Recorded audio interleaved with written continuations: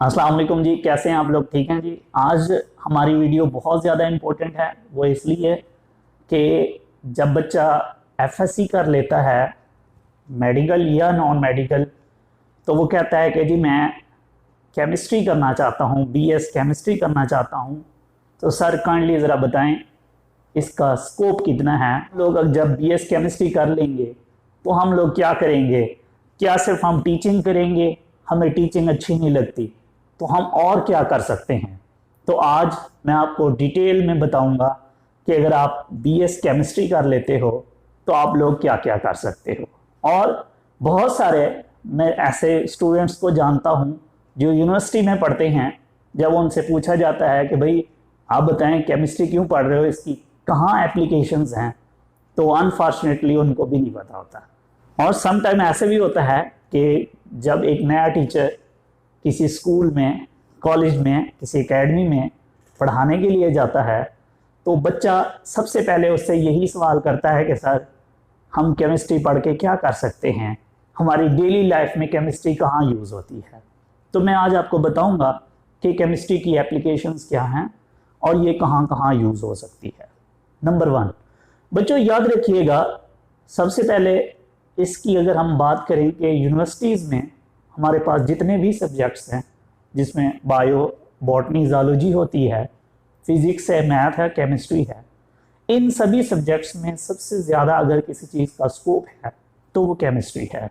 इसलिए सबसे ज़्यादा मुश्किल होता है किसी भी यूनिवर्सिटी में केमिस्ट्री डिपार्टमेंट में एडमिशन लेना। सबसे ज़्यादा हाई मेरिट भी केमिस्ट्री का होता है। तो चलें अब मैं आपको बताता हूँ कि जब आपका बीएस केमिस्ट्री में एडमिशन हो जाता है और आपकी बीएस केमिस्ट्री कंप्लीट हो जाती है तो आप कहाँ कहाँ जॉब्स कर सकते हैं पाकिस्तान में। सबसे पहले याद रखिएगा, हम बहुत सारे लोग जो होते हैं वो बीएस केमिस्ट्री करने के बाद टीचिंग के अंदर चले जाते हैं पाकिस्तान में। तो सबसे पहला ऑप्शन आप लोगों के पास ये भी है कि आप एक अच्छे टीचर बन सकते हो। अगर आपने बीएस किया है तो आप किसी कॉलेज के अंदर पढ़ा सकते हो, किसी स्कूल में पढ़ा सकते हो। अगर आप यूनिवर्सिटी में पढ़ाना चाहते हो उसके लिए आपको एमफिल और देन पीएचडी करनी पड़ेगी। तो उसके बाद आप किसी यूनिवर्सिटी में भी पढ़ा सकते हो और बड़ी अच्छी सैलरी कमा सकते हो। नंबर 2, हमारे पास जितनी भी इंडस्ट्रीज़ हैं, जिसमें हमारे पास टेक्सटाइल इंडस्ट्रीज़ होती हैं, इसके अलावा फर्टिलाइज़र इंडस्ट्री होती है, पेट्रोकेमिकल इंडस्ट्रीज़ होती हैं, फार्मास्यूटिकल इंडस्ट्रीज़ होती हैं जहां मेडिसिन वगैरह तैयार की जाती हैं बच्चों। इसके अलावा ग्लास इंडस्ट्रीज़ होती हैं, हमारे पास सीमेंट इंडस्ट्रीज़ होती हैं। मीन्स मैं अक्सर बच्चों को कहता हूं कि खाने पीने की चीज़ों से लेके पहनने की चीज़ों तक और हमारी डेली लाइफ में जहाँ जहाँ चीज़ें यूज़ हो रही होती हैं उन सभी के अंदर केमिस्ट्री यूज़ होती है।